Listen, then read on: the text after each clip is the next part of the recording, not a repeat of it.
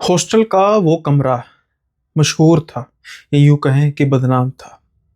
हमेशा उस कमरे पर ताला जड़ा रहता था। रवि का कभी भी उस तरफ कोई रुझान था ही नहीं। कई बातें थी उस कमरे के बारे में। कुछ कहते थे उस कमरे में बहुत बड़े-बड़े प्रेतों का निवास है। कुछ कहते थे वहाँ पर किसी ने किसी समय में लड़के ने अपने आप को ख़त्म किया था, इस वजह से कमरा हमेशा के लिए बंद कर दिया गया। जितने मुँह उतनी बातें कि सारे हॉस्टल में कुल मिला के वही कमरा था जो बंद था। कितने समय से बंद था ये भी नहीं मालूम। लेकिन आज की रात रवि को उस कमरे की तरफ जाना पड़ रहा था। एक विशेष कारण था। अगर वो ना जाता कमरे में तो बहुत बड़ा नुकसान हो जाता रवि का। रवि को एक राज की बात शायद पता ही न लग पाती। लेकिन क्या था ऐसा राज? क्यों रवि मजबूर हुआ उस मनहूस कमरे की तरफ जाने के लिए? जानते हैं आज के किस्से में। इससे पहले आज का किस्सा शुरू करें, उम्मीद करता हूँ कि अगर आप चैनल पर नए हैं तो आपने चैनल सब्सक्राइब कर लिया होगा, लाइक शेयर कर दिया होगा, हाइप ज़रूर कर दी होगी और साथ के साथ जब आप इस किस्से को सुन लेंगे, सारे किस्से बाकी भी सुन लेंगे तो कमेंट ज़रूर करेंगे, फीडबैक ज़रूर देंगे। तो अब हम बढ़ते हैं इस किस्से की ओर। कई किस्से जो मैं बताता हूँ हॉस्टल के, उसमें आमतौर पे जो आज के ज़माने में हर कोई जो लोग हैं वो इंट्रोवर्ट रहना पसंद करते हैं। लेकिन रवि इंट्रोवर्ट तो नहीं कह सकते, लेकिन उसका ऐसा स्वभाव था कि वो तंगहाली में नहीं रह सकता था। तंगहाली पैसों की तंगहाली नहीं, एक तरह की व्यवस्था की तंगहाली, यानी कि एक्सट्रीम डिसिप्लिन में। जब वो छोटे शहर से बड़े शहर पढ़ने के लिए आया और उस कॉलेज के हॉस्टल में आया, यानी कि रहने लगा, एडमिशन लिया, तो उसे इस बात का बिल्कुल भी मालूम नहीं थी ये बात कि बहुत ज़्यादा डिसिप्लिन होगा। अब शायद उसने इस चीज़ के बारे में पता नहीं किया। वही जो कॉलेज का डिसिप्लिन होता है, कॉलेज के हॉस्टल का डिसिप्लिन होता है, वो तो सबको मानना पड़ता है। समय के अनुसार खाना खाना होता है, समय के अनुसार ही आपको हॉस्टल के अंदर एंटर करना होता है, वरना एंट्री नहीं मिलती। तो इसका मतलब ये नहीं कि एंट्री नहीं मिली तो कोई बात नहीं, फिर उसके बाद अगले दिन पेशी होती है, पेरेंट्स से बात की जाती है, सज़ा मिलती है, सस्पेंशन होती है, कॉलेज में डीमेरिट पॉइंट्स मिलते हैं, काफ़ी कुछ होता है। ये बात जो है रोहित को काफ़ी ज़्यादा खलती थी। अब रोहित था ऐश-प्रस्ती वाला, घर से अमीर था, छोटा शहर में होने की वजह से बड़े शहर में वो कॉलेज में आया था बस। लेकिन जो भी उसकी कहने का मतलब अय्याशी नहीं कह सकते, जो भी उसका एक स्वभाव था आज़ादी वाला, कहीं न कहीं उस पर इसको रिस्ट्रिक्शन लगने लग पड़ी थी। अब जो ये कमरा था ये बेसिकली शेयरिंग का कमरा था और जो इसके दोस्त थे, मतलब बाकी के अलावा भी जो रूम्स में थे, और ये भी इसका जो रूम पार्टनर था वो भी अच्छा था, अच्छी बनती थी इनके साथ। लेकिन कहीं न कहीं रवि का कॉलेज में मन, इस हॉस्टल में मन बिल्कुल नहीं लगता था। पढ़ने में तो रवि बहुत अच्छा था। अब रवि जब धीरे-धीरे ये चीज़ महसूस करता है कि भई ये हॉस्टल तो उसके माफ़िक नहीं है, लेकिन पेरेंट्स से बात क्या करे? किसी भी तरीके की कोई समस्या थी नहीं हॉस्टल में। अच्छा खाना मिलता था, साफ-सफाई अच्छी थी, वार्डन स्ट्रिक्ट था लेकिन अच्छा था। इसलिए क्या ही कीजिएगा? क्या कहेंगे अपने माता-पिता को कि क्यों नहीं वो हॉस्टल में रह सकते? रवि के लिए हॉस्टल हॉस्टल ना होकर एक जेल थी। इसलिए अब कॉलेज उसको आज़ादी की राह दिखाता था। आमतौर पर बच्चों का यही स्वभाव होता था कि वो कॉलेज में जल्दी से जल्दी अपने हॉस्टल वापस आते, लेकिन रवि की कोशिश होती थी कि वो कॉलेज में ज़्यादा से ज़्यादा समय रहे। अब इसी वजह से रवि सुबह जल्दी कॉलेज में चले जाता था। जैसे मान लीजिए कि 9 बजे या 10 बजे अगर कॉलेज के लगने का टाइम है तो तकरीबन 1 घंटे पहले वो लाइब्रेरी में जाकर बैठ जाता था। अब इस चीज़ के 2 कारण थे। एक कारण था कि रवि उस हॉस्टल से टाइम से निकलता, जो उसको जेल लगती थी, और एक कारण कुछ पर्सनल था। वो था एक लड़की जिसको वो बेहद पसंद करता था। उसी की क्लास की लड़की थी, वो भी पढ़ाकू थी और वो भी सुबह-सुबह लाइब्रेरी में आके 1 घंटा पढ़ना पसंद करती थी। रोशनी बेहद उसको पसंद थी। अब मल्टीपल काम हो जाते थे। एक तो जैसे मैंने कहा सुबह वो जल्दी आ जाता, पढ़ना तो क्या कह सकते हैं, कम से कम, लेकिन वो रोशनी को देखता रहता। धीरे-धीरे शायद अब रोशनी को भी ये महसूस होने लग पड़ा कि रवि उसे चाहता है। हो सकता है कि वो ये बात महसूस करती हो और रवि उसके तो बिल्कुल साफ बात थी। कुछ जो उसके दोस्त थे उसको भी पता था, उनको भी पता था रवि के बारे में। धीरे धीरे क्लास में ये बात थोड़ी सी फैलने लग पड़ी कि रोहित कहीं ना कहीं रोशनी को पसंद करता है। और जैसे ये स्टूडेंट्स का माहौल होता है कि एक दूसरे को देखकर कसीदे कसना, इस तरीके का ये चलने लग पड़ा। रोहित को अपनी ज़िंदगी अच्छी लग रही थी और ये रूटीन भी अच्छी लग रही थी। इसके अलावा जो हॉस्टल था वहाँ पर कुछ अलग माहौल था, क्योंकि उस हॉस्टल में ना सिर्फ रवि के काउंटर पार्ट्स रहते थे, बल्कि जो सीनियर होते थे लड़के, वो कुछ बदतमीज टाइप के लड़के भी रहते थे, जो रवि को खास तौर पर परेशान करने में आनंद महसूस करते थे। क्योंकि वो, जैसे मैंने कहा, पढ़ने वाला लड़का था, तो ऐसे जो बुली होते हैं ऐसा ही करते हैं जो लड़के पढ़ने लिखने वाले होते हैं। अब एक चीज़, जैसे मैंने कहा कि हॉस्टल की मशहूर थी, वो था एक कमरा। वो कमरा जिस पर हर वक्त ताला लगा रहता था। अब ताला तो लगा रहता था, साथ के साथ ही उसके ऊपर एक लाल रंग का कपड़ा भी बंधा होता था। अब जैसे मैंने कहा था, जितनी मुंह उतनी बातें, लेकिन कभी भी रवि का ध्यान इस तरफ पड़ा ही नहीं कि भाई क्यों बंद है। गॉसिप चलते रहते थे, जो नए लड़के आते थे वो उसके बारे में बात करते थे, लेकिन रवि का कोई ध्यान था नहीं। वो कहता था कि भाई मेरे से कोई ताल्लुक नहीं रखती चीज़।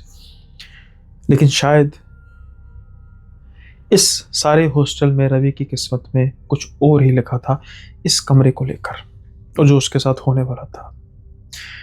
धीरे धीरे समय बीतता गया। कहीं ना कहीं रवि यूज्ड टू तो होता गया इस हॉस्टल में रहने को, क्योंकि उसकी एक उम्मीद थी, रोशनी, और कुछ कह सकते हैं कि आंखों से बातें होने लग पड़ी। अब रवि ने फिर एक दिन ठान ही लिया कि वो प्रपोज करेगा रोशनी को। देखा जाएगा क्या होता है, इससे ज़्यादा वो नहीं अब टॉलरेट कर सकता। रोशनी एक दिन सुबह जब लाइब्रेरी में जल्दी आती है, रवि उसको बुलाता है और अपने दिल की बात करता है। रोशनी कोई जवाब नहीं देती और वो कहती है कि मैं बाद में तुमसे बात करूँगी। अब बड़ा सस्पेंस हो गया इस चीज़ को लेकर कि भाई इसने कोई मुझे जवाब नहीं दिया, कहीं ऐसा तो नहीं प्रिंसिपल को बता देगी, टीचर को बता देगी, मेरी क्लास ना लग जाए, कहीं पेरेंट्स को ना बता दे। सारे दिन क्लास में रोहित को ये बात परेशान करती रही। अब जब रोहित कॉलेज से फ्री होकर जाने लगा, उसका ध्यान रोशनी की तरफ ही था, और रोशनी उसके बिल्कुल पास आकर उसको एक छोटा सा लेटर या छोटी सी स्लिप देती है और कहती है कि जब आप हॉस्टल में जाओगे उसको तभी खोलना, यहाँ पर कॉलेज में नहीं खोलना। रोहित की रवि की खुशकिस्मती थी कि कम से कम कुछ बात तो आगे चली, लेकिन उसकी एक बदकिस्मती भी थी। उसको ये लेटर देते रोशनी द्वारा कुछ लड़कों ने देख लिया जो वही हॉस्टल के थे, और वो रवि को खासा नापसंद करते थे। वो बड़े बिगड़ेल लड़के थे। अब जब रवि ये अपने दोस्तों में बात करता है तो सभी उसके दोस्त खुश हो जाते हैं कि भाई आज तो पार्टी होगी, अगर कुछ पर्ची में बता तो उसे कि लिखा क्या लिखा है। पर रवि कहता है नहीं नहीं, मुझे रोशनी ने कहा कि हॉस्टल जाके खोलना। मजाक बनाया जाने लगा, जैसे हंसी में मजाक उड़ाते हैं, हाँ अभी से बात मानने लग पड़ा, जो भी होता है। लेकिन रवि ने किसी तरीके से अपने आप को संभाला, और जब शाम के समय में ये हॉस्टल पहुंचे तो रवि थोड़ी जल्दी ही अपने कमरे में जा रहा था, लेकिन उसका रास्ता रोकता है एक लड़का। वही लड़का जिसके बारे में मैं बात करता हूँ। कुछ ग्रुप था लड़का, उनमें से एक लड़का था जो बदतमीज थे। उसकी हाइट भी रवि से कुछ ज़्यादा थी, थोड़ा सा मस्कुलर था, तो रवि उससे थोड़ा सा डरता भी था। अब वो उसकी तरफ देख के काफ़ी अजीब से तरीके से मुस्कुरा के कहता है, हमें भी तो बता क्या लिखा है स्लिप में। अब रवि कौन सी स्लिप, किस स्लिप की बात कर रहे हो? वो लड़का कहता है कि वही जो तेरी जेब में है, और ये कहते हो वो जल्दी से उसके जेब में हाथ डालता है, स्लिप बाहर निकालता है और बहाने लग पड़ता है। रवि उसके पीछे भाग रहा था और कह रहा था कि प्लीज़ यार प्लीज़ वापस कर दे। उसको ये डर था कि अगर उसने फाड़ दी पढ़ दी तो भाई बदनामी हो जाएगी, रोशनी के बारे में बातें करने लग पड़ेंगे, मुझे नहीं पता क्या होगा। बहुत ज़्यादा पैनिक कर चुका था, और उस लड़के के मन में भी पता नहीं क्या आता है। वो भागता भागता उस कमरे के बिल्कुल, जो कमरा था बिल्कुल लास्ट में था, सामने बिल्कुल लास्ट में था कॉरिडोर के, और उसकी तरफ ऐसे स्लिप दिखा के उस कमरे के नीचे फेंक देता है। रवि सन का सन रह जाता है। गुस्सा उसको बहुत आता है, लेकिन वो कर भी क्या सकता था। उसका गुस्सा उस पर ही भारी पड़ जाता, और वो ऐसे ही मुस्कुराते हुए दूसरी तरफ चले जाता है। रवि की तो मानो दुनिया ही उड़ चुकी थी, क्योंकि जो रोशनी ने अपने दिल की बात लिखी हुई थी उस स्लिप पर, वो अब उस कमरे के अंदर थी। उस कमरे के बाहर एक ताला जड़ा हुआ था और ऊपर एक लाल रंग का कपड़ा था, जो ये बात साबित कर रहा था कि हाईली रिस्ट्रिक्टेड एरिया है। अब रवि करता तो क्या करता। अब वो तिल मिला रहा था जैसे बिन पानी मछली। कैसे कैसे पता करे। आज ही तो मैंने किसी तरीके से इस स्लिप को निकालना पड़ेगा। अगर मैंने ना निकाला तो क्या होगा। कल कल कल कल रोशनी मुझसे पूछेगी तो जो भी जवाब लिखा होगा मैं रिएक्शन क्या दूंगा कि क्या है रोशनी का जवाब। वो तिल मिला चुका था। तिल मिलाते हुए वो कमरे में जाकर रोने लग पड़ता है। अब अपने दोस्तों से बात करता है और उसके दोस्त कहते हैं अरे कोई बात नहीं, कोई इलाज निकाल लेते हैं। ऐसा कर, ये एक ना छोटी सी एक दातरी टाइप का जो होता है का अरेंजमेंट करते हैं कि तू और तो कोई रास्ता नहीं, अब ताले को तोड़ना पड़ेगा और ताले को काट के, हमने देखा हुआ कभी हाथ लगा, छोटा सा ताला, कोई बड़ा ताला नहीं है और बड़ी पतली सी डंडी है और मेरे हिसाब से थोड़ी देर में टूट जाएगी। तो भाई तू अंदर जाके अपना सामान लेकर आना। अब ये बात उसको एक दोस्त बता रहा था। जब ये बात होती है तो दूसरे दोस्त अब कुछ विरोध करने लग पड़े कि तुमने नहीं सुना कि वो कमरा कौन सा है, प्रेतों का कमरा है, भूतों का कमरा है। अब इस चीज़ को लेकर आपस में दोस्तों में कुछ बात होने लग पड़ी कि नहीं अरे क्या बकवास कर रहा है, एक दूसरे को ऐसे ही चढ़ाने लग पड़े। अब बड़ी ऊंची बोलता है रवि, कोई और रास्ता तुम्हारे पास है, किसी और रास्ते से हम निकाल सकते हैं। तो एक दोस्त कहता है कि क्यों ना हम वार्डन से बात करते हैं। वार्डन को बोलते हैं कि सर हमारी कोई जरूरी रसीद थी, पर्ची थी, बात मतलब हम लेकर जा रहे थे और अचानक कमरे के नीचे से निकल गई। अब हमें वो चाहिए तो प्लीज़ आप थोड़ी देर के लिए कमरा खोल दीजिए।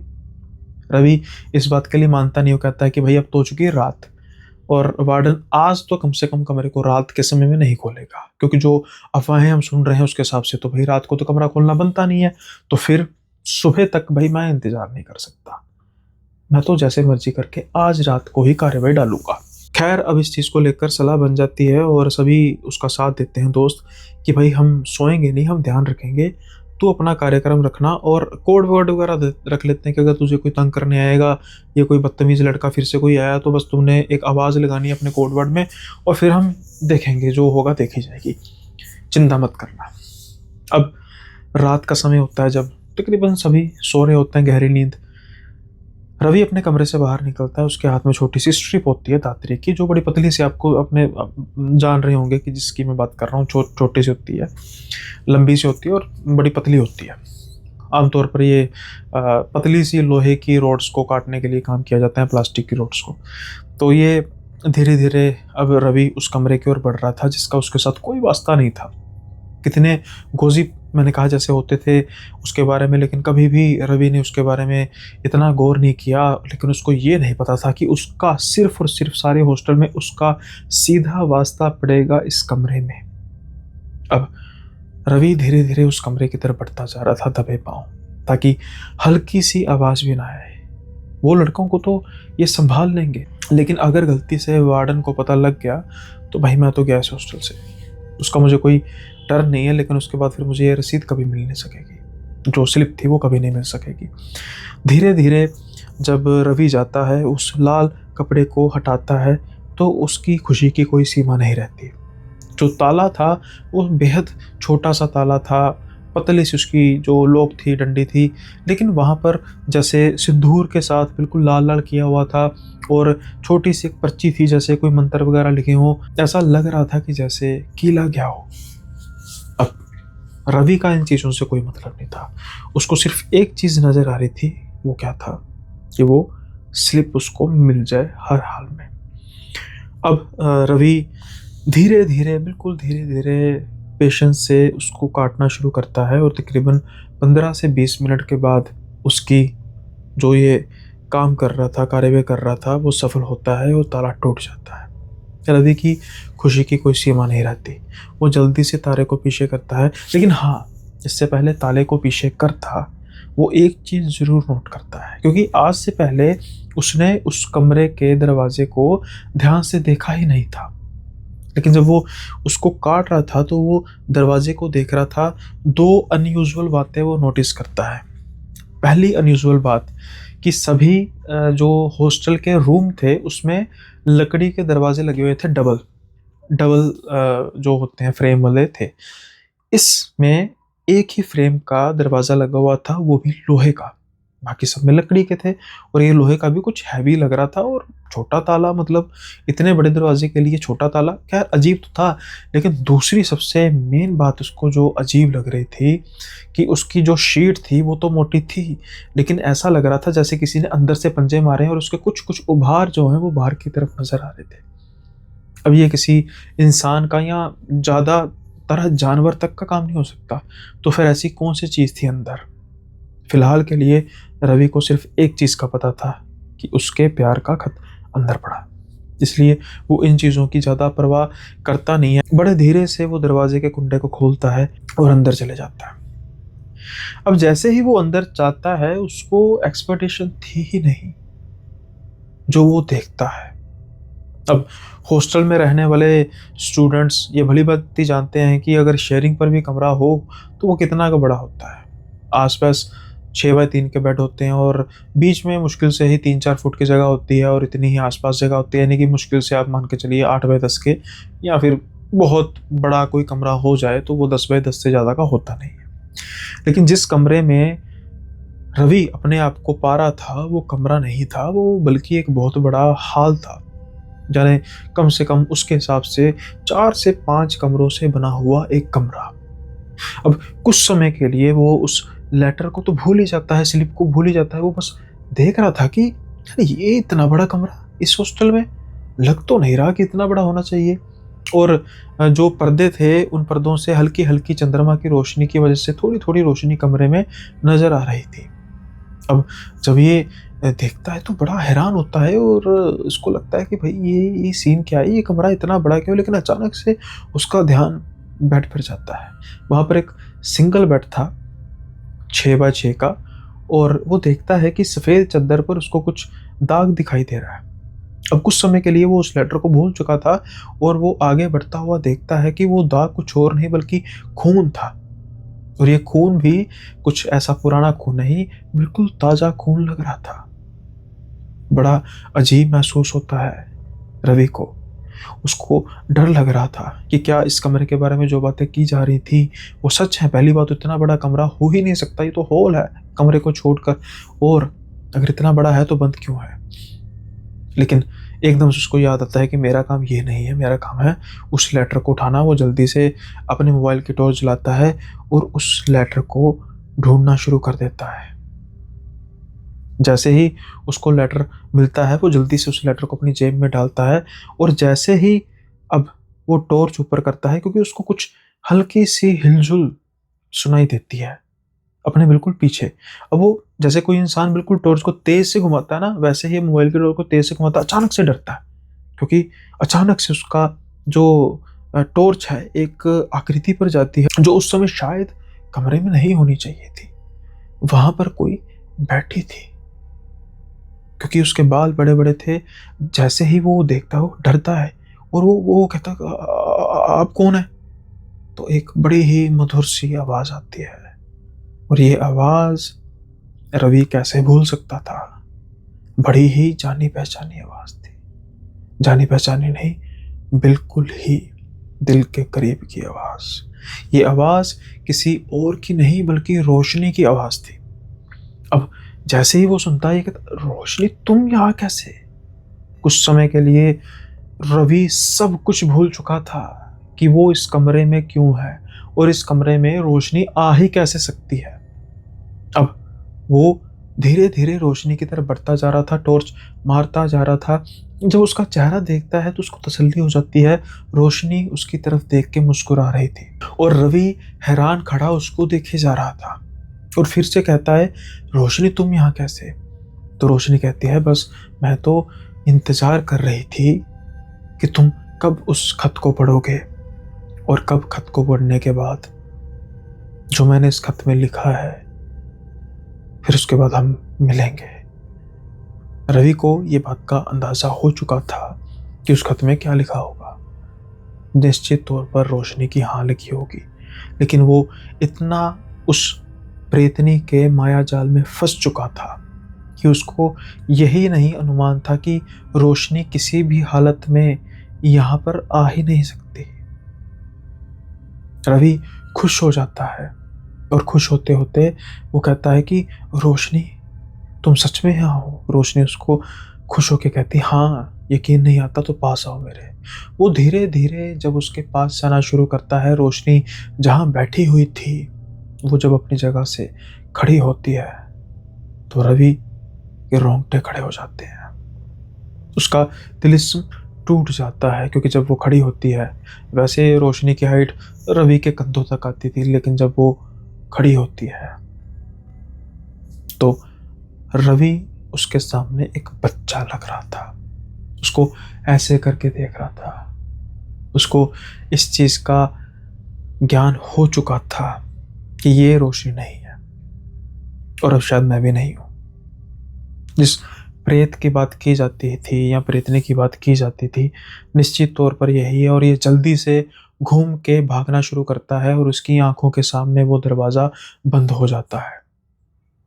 अब वो आव देखता है ना ताव देखता है, बस दरवाजे को पीटना शुरू कर देता है और अपना एक कोड वर्ड जो इन्होंने रखा था उसको बोलना शुरू कर देता है, लेकिन कोई भी नहीं आता।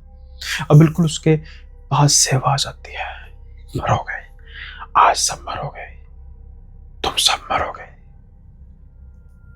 रवि डर के मारे पीछे नहीं देख रहा था, बस वो दो बातें दोहरा रहा था, मुझे मुझे जाने दो, मैं तो किसी और काम के लिए आया था, प्लीज प्लीज, मैंने क्या तुम्हारे बिगाड़ा है, अरे अरे मेरी आवाज सुनो कोई। और बार बार वो कोड वर्ड बोले जा रहा था। अब अचानक से एक चमत्कार होता है। कई दरवाजे होते हैं जो दोनों तरफ से खुल जाते हैं, लेकिन ये दरवाजा एक ही तरफ से खुलता था, क्योंकि दूसरी तरफ इसके लोहे की रोड लगी हुई थी। लेकिन जब पीटता है दरवाजा रवि, तो वो दरवाजा दूसरी तरफ से खुलता है। रवि गिरता है हॉल में और ये जानकर हैरान होता है कि इतनी ऊंची ऊंची दरवाजा खटखटाने के बावजूद उसके दोस्त तो छोड़ो, वार्डन सिक्योरिटी गार्ड तक नहीं आए। यहाँ पर तो हल्ला गुल्ला हो जाना चाहिए था, ये कैसे हो सकता है? और जब वो पीछे देखता है तब जो पहले उसको रोशनी नजर आ रही थी, अब उसके बदले वो एक शैतान को देख रहा था। इतनी बुरी शक्ल शायद उसने कभी जिंदगी में देखी तक नहीं थी। अब वो जल्दी से भाग के अपने कमरे में जाता है और जो नज़ारा देखता है उसके बाद तो उसकी चीखें निकल जाती है।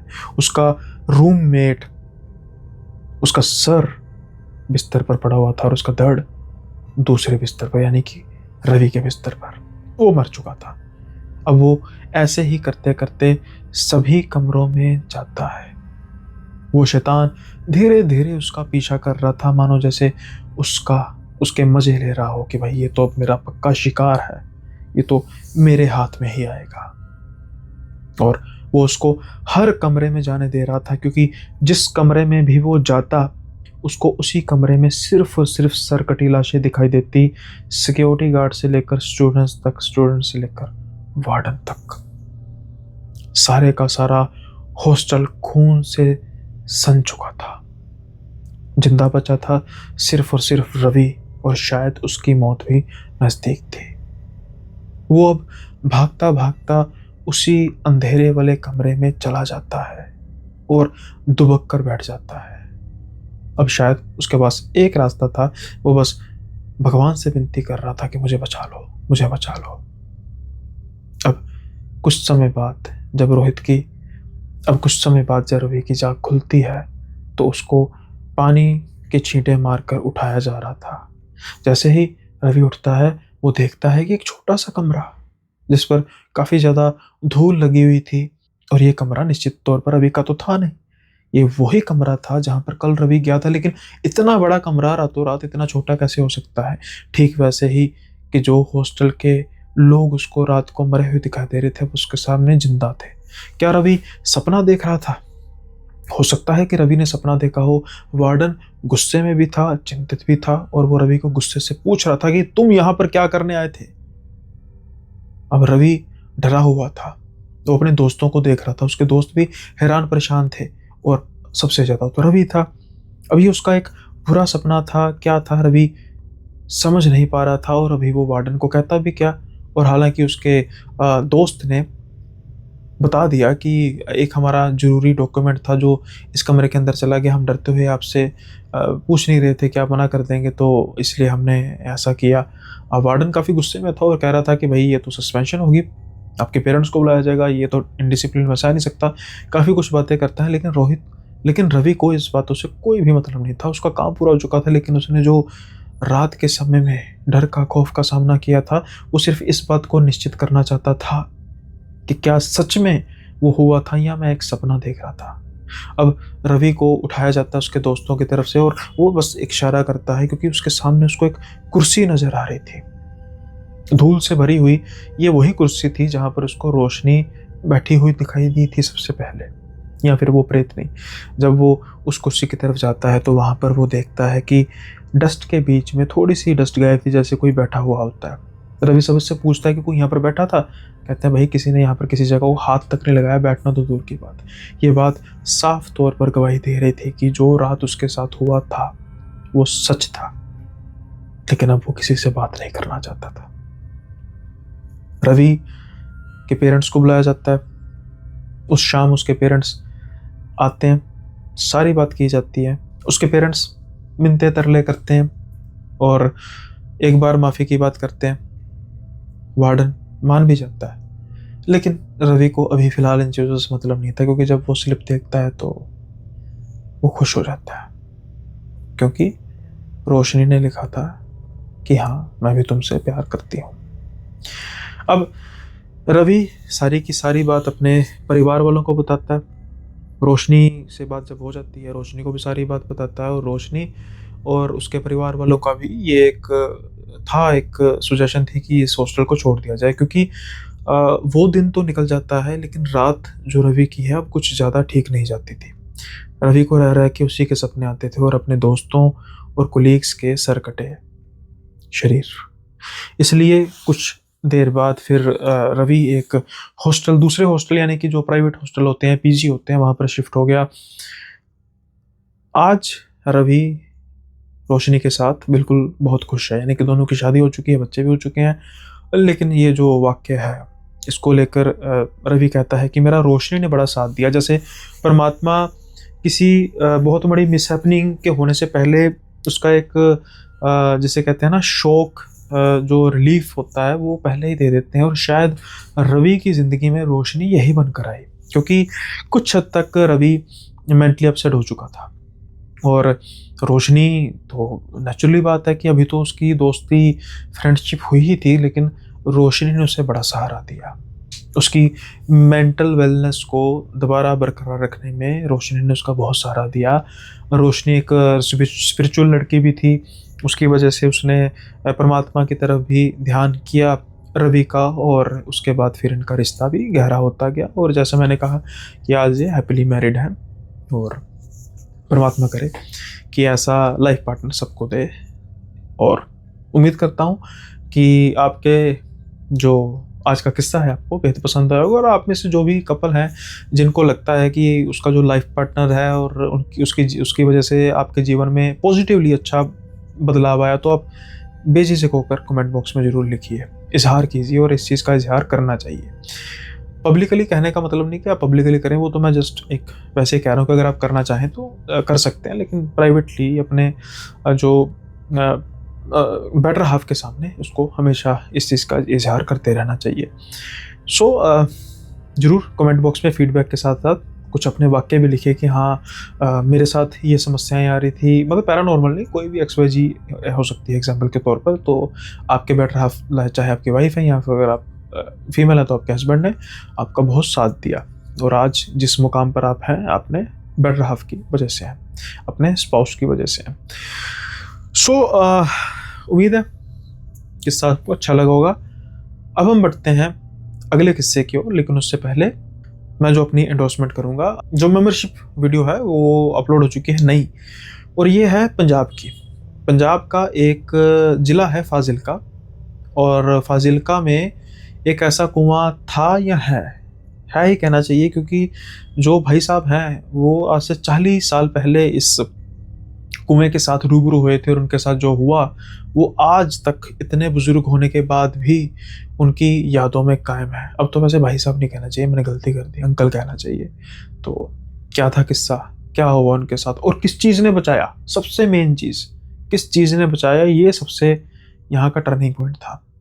तो इंतज़ार किस बात का कर रहे हैं, ना सिर्फ आपको नया किस्सा आज का सुनने को मिलेगा, बल्कि इससे पहले के 10 किस्से जो हैंड पिक्ड हैं मेरे, वो मैंने चुन चुन कर मेंबरशिप ओनली में डाले हैं। हालांकि ऐसा नहीं है कि जो ये मेरे रेगुलर किस्से चलते हैं इसमें मैं कमी पेशी रखता हूँ, लेकिन कहते हैं ना कि बिल्कुल हैंड पिक्ड, क्योंकि जो लोग पैसे खर्च कर मुझे देखते हैं, मुझे मेरा फ़र्ज़ बनता है कि उनके लिए कुछ एक्स्ट्रा करना। तो इसके अलावा 10 किस्से और भी हैं, तो टोटल 11 किस्से हो चुके हैं। आप उनका आनंद ले सकते हैं मात्र 29 रुपये पर मंथ, यानी कि 1 रुपये से भी कम पर डे में आप ये सारे किस्से सुन सकते हैं। चाहे वो फिर ये पंजाब का मौत का कुआं हो, या फिर लुधियाना की एक ऐसी चुड़ैल जिसने दर्शन सिंह जी को बस लगभग मार ही दिया था, या मुर्दों की ट्रेन, या फिर एक ऐसी बारात जो पंजाब के जंगलों में घूमती है, या फिर हिमाचल की ऐसी लाल साड़ी वाली चुड़ैल जो आज भी उस घर के कमरे में कैद है। और अगर वो घर टूट गया किसी दिन और वो फिर से आज़ाद होगी तो वो कोहराम जो मचाएगी वो देखते ही बनेगा। या फिर एक ऐसा मंगेतर जो अपनी मंगेतर के पीछे पड़ा है, मंगेतर थी क्योंकि अब वो मर चुका है और उसकी प्रेत आत्मा उसके पीछे है। या फिर एक ऐसी चुड़ैल जिसको एक बलि की तलाश है खुद की मुक्ति के लिए। ऐसे ही कई किस्से हैं जो सुनने से ताल्लुक़ रखते हैं।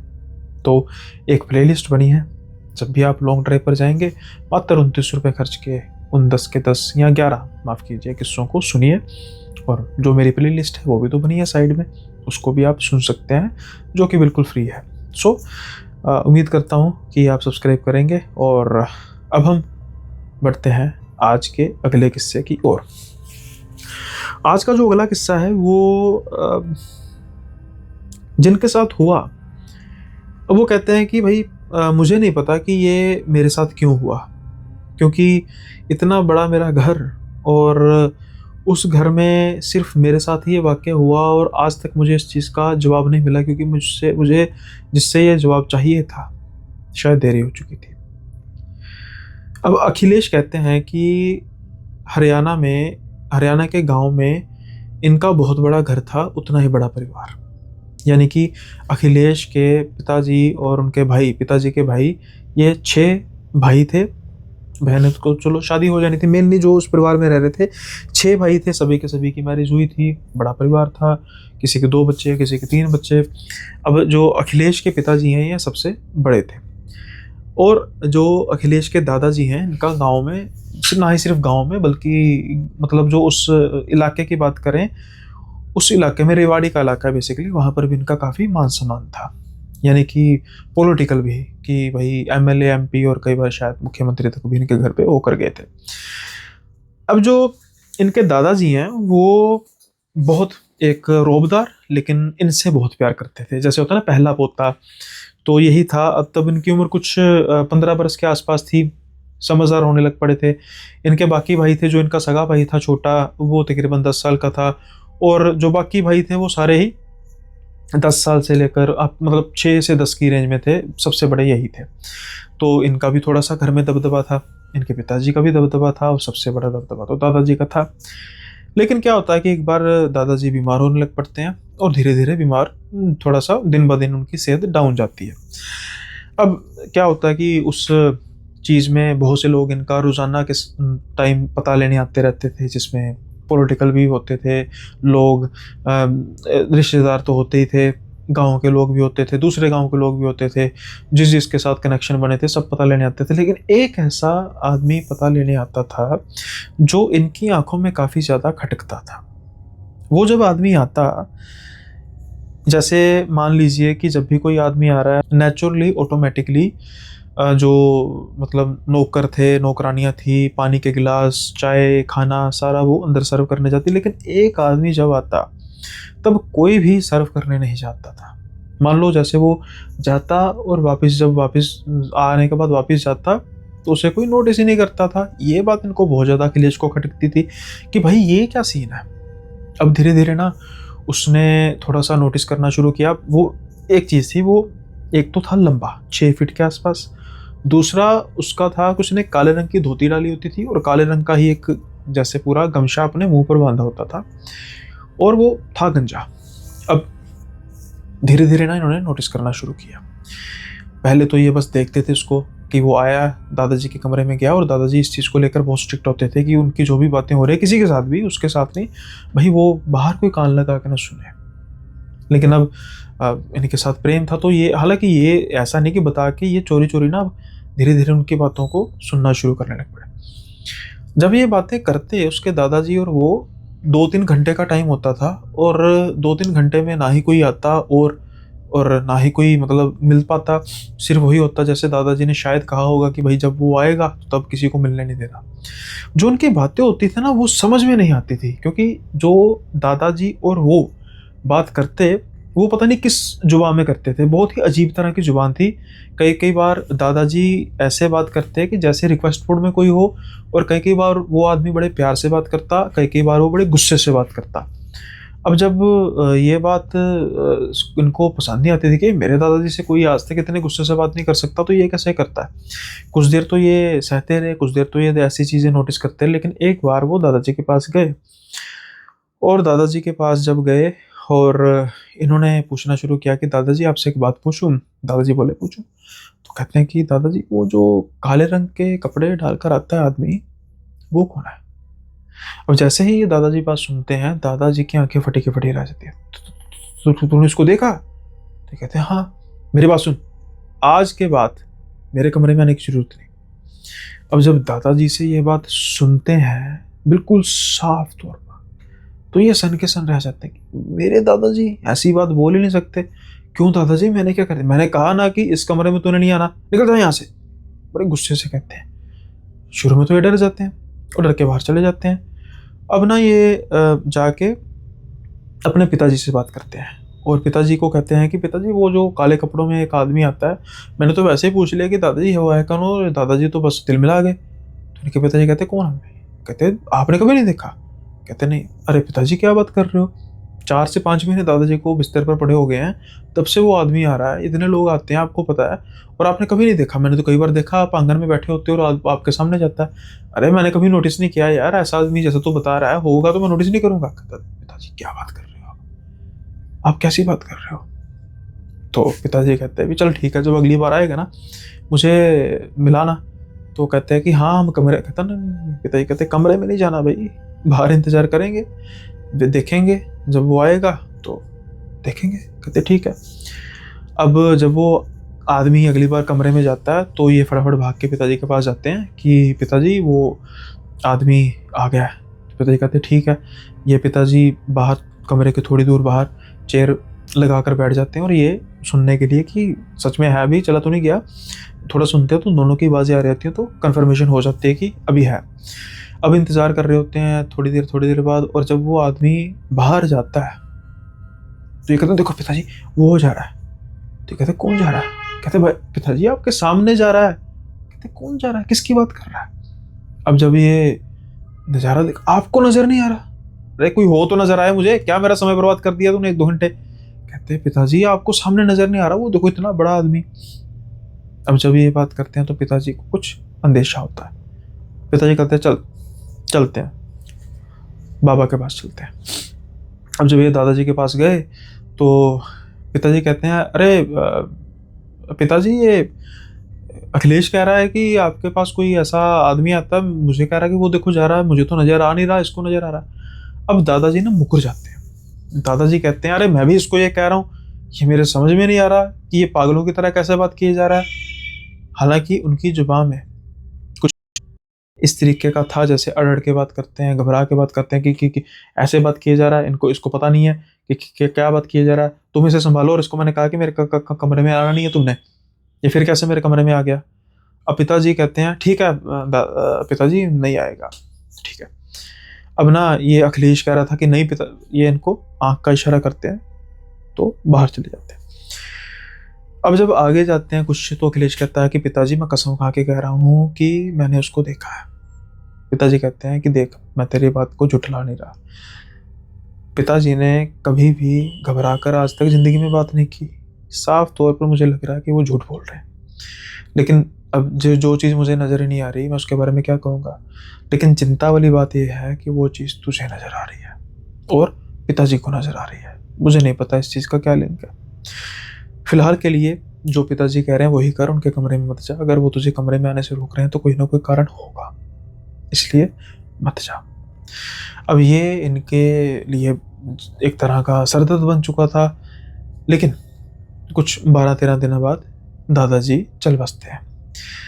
जब वो चल बसते हैं तो उसके बाद से कभी भी इनको वो आदमी दिखाई दिया ही नहीं। आदमी था, प्रेत था, कौन था ये तो पता नहीं।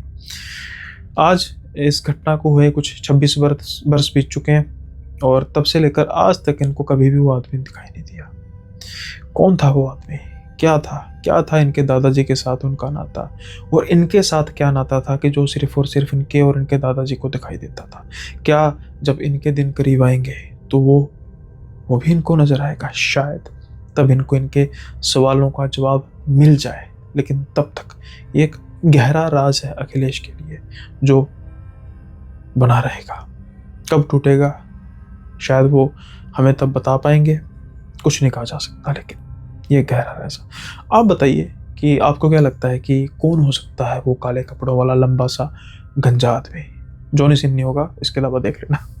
सो प्लीज़ बताइएगा। तो आज का कमेंट ऑफ द डे है, ये है GSS सैनी। ये कह रहे हैं कि राम राम बेटा जी, मेरा मन आपकी मेंबरशिप वीडियो सुनने का भी करता है, पर मेरा कोई अकाउंट नहीं है, इसलिए आपको 29 रुपीज़ पे नहीं कर सकते, पर मैं जल्दी ही अपना अकाउंट खुलवाऊँगी और फिर आपकी मेंबरशिप लेकर सारे वीडियो सुनूँगी। सबसे पहले तो राम राम जी आपको भी, और बहुत बहुत धन्यवाद कि आपके पास अगर कोई ऐसा रिसोर्स नहीं है जिससे आप परचेज़ कर सकें और उसके बावजूद आप यू आर ईगर टू पे जो स्टोरीज़ उनको लिसन करने के लिए, सुनने के लिए आपका बहुत बहुत धन्यवाद। और मेरे पास शब्द नहीं है कोई, क्योंकि मेंबरशिप शायद लाइव में आकर मेंबरशिप दी जा सकती है, लेकिन मुझे उस चीज़ का प्रोसेस का पता नहीं है। तो मेरा पर्पस फिर वही मैंने जैसे कहा है कि मेंबरशिप के नंबर्स को लेकर है, ना कि उसकी अमाउंट को लेकर, कि नंबर्स बढ़ने चाहिए सो दैट जो यूट्यूब में पुश होता है। लेकिन इस चीज़ के बावजूद आप इतना सोच रही हैं, आपका बहुत बहुत धन्यवाद। और इसलिए ये कमेंट ऑफ द डे है क्योंकि ये मेरे लिए बहुत मायने रखती है चीज़। तो ठीक है, मैं ऐसा कुछ नहीं कहूँगा कि आप अपना अकाउंट ओपन करा लीजिए, बस आपने कह दिया, मान लीजिए मेंबरशिप होगी, लेकिन बाकियों पर नहीं लागू होता जी। ऐसा नहीं, हमने भी भाई कह दिया और ले ली मेंबरशिप, ऐसा नहीं होगा। खैर, ये था कमेंट ऑफ द डे, और कुछ मेंशंस कर लेते हैं। अब जैसे अनुज श्रीवास्तव जी का एक सजेशन है कि मेंबरशिप वीडियोस फ्रीक्वेंसी हर वीक में एक बार हो। हाँ, मैं इसके बारे में ऑलरेडी पिछले महीने 3 आ चुकी थी, 3 तक तो हम पहुंच चुके हैं, इस महीने भी 3 या 4 कर ही देंगे। तो ये प्रोसेस इन द प्रोसेस है। देन इसके बाद अगर हम बात करें, मीत शर्मा जी कहते हैं अभी इन्होंने रिसेंटली मेंबरशिप ज्वाइन किया है, तो welcome to membership Meet Sharma ji. Your stories is equal to sleeping pills, really appreciate your consistency. धन्यवाद बहुत बहुत मीत शर्मा जी आपका। और इसके अलावा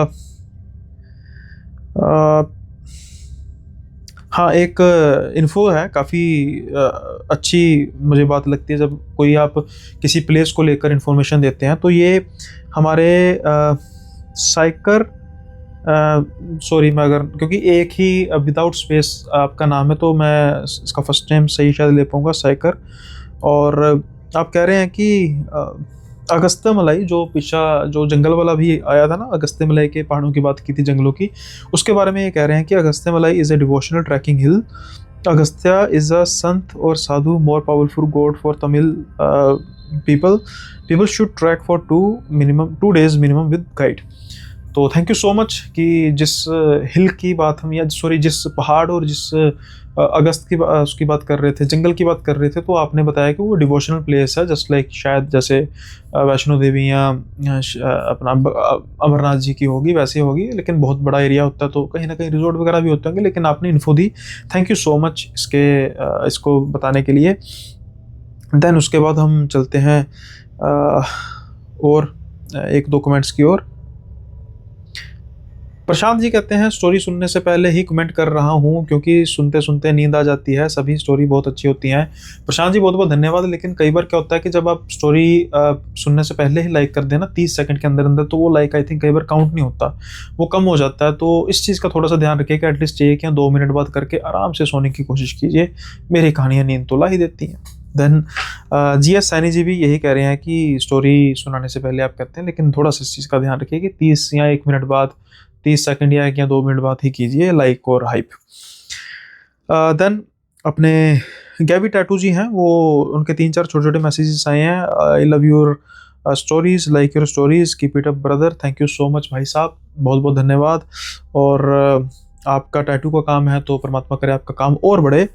देन अगर हम बात करें, संदीप सिद्धू जी कह रहे हैं, वो कह रहे हैं कि आदत हो गई है ब्रो ताड़ी स्टोरी सुनन दी, मैं हुन नाले काम ते आया हाँ, काम तो आया है बट ताड़ी स्टोरी सुन के नींद आऊ। ये मतलब कह रहे हैं कि अभी काम से आए हैं और मेरी कहानी सुन के ही नींद आ जाएगी। Thank you so much. ऐसे सभी सो जाते हैं मेरी कहानियाँ सुन के बड़ा यार ये एक कॉमन रिस्पॉन्स है। अब ये पता नहीं मैं इसको पॉजिटिवली लूँ या नेगेटिवली लूँ, मुझे बताना है कि पॉजिटिवली आपको नींद आती है या फिर बोर होके आप सो जाते हैं, इसके बारे में ज़रूर बताना। अच्छा, मैं एक पर्सन ऐसा है जिनका शायद मैं हो सकता है कि अगर मैं कमेंट ऑफ द डे करना शुरू करूं तो हर ही बार हो, लेकिन मैं उनको स्पेशल इसलिए मेंशन करना चाहता हूं क्योंकि वो जब भी बात करती हैं मेरी स्टोरीज़ के बारे में तो बिल्कुल डिटेल में एक बार वो डिस्क्राइब कर देती हैं कि क्या क्या उनको फील हुआ, क्या क्या था। तो रेगुलर व्यूअर हैं इशिता पाटते जी, आपने सिर्फ आपका कमेंट मेंशन करूंगा किसी दिन। आपके बहुत से कमेंट जो हैं कमेंट ऑफ द डे हैं, सॉरी मैं उसको कभी एक तरह से भूल जाता हूं, लेकिन अगली बार मैं देखूंगा कि आपका जो अभी रिसेंटली कमेंट है उसको कौन सा कमेंट ऑफ द डे करूं। लेकिन एक मैंने बात की थी कि जो ये हो जाते हैं कुछ पॉडकास्ट करते करते फम्बलिंग हो जाती है, कुछ ऐसा होता है तो ब्लूपर्स कहते हैं उसको, मैं वर्ड भूल गया तो मैंने कहा था कि आप प्लीज़ मुझे बताना, मेरे दिमाग से निकल गया। तो इशिका पढ़ते जी कह रही हैं bloopers is that word dear behind the scenes and behind the podcast. नहीं, behind the scene and behind the podcast नहीं होता पर्टिकुलरली, ब्लूपर्स ये होता है जो हम फम्बलिंग या कुछ गलत बोल देते हैं जिसमें फ़नी सेंस होती है। तो थैंक यू सो मच मुझे बताने के लिए, और देखते हैं कि आपका, मैं देखता हूँ कौन सा कमेंट ऑफ द डे होगा। सो हाँ, अभी एक मेहताब सैयद जी हैं, इन्होंने अब हाइप और मेंशन ज़रूर करते हैं कि हाइप दिया और लाइक किया है, तो आपका भी बहुत बहुत धन्यवाद। अपने एक हिम्मत जी हैं, वो भी रोज़ाना यही काम करते हैं, बहुत बहुत धन्यवाद आपका। सो आज का जो ये था किस्सा, उम्मीद करता हूँ कि आपको पसंद आया होगा। मेंबरशिप के बारे में भी आप ज़रूर ध्यान दीजिएगा। मिलेंगे आपसे अगले एपिसोड में नए किस्सों के साथ, तब तक के लिए आप अपना ख्याल रखिए।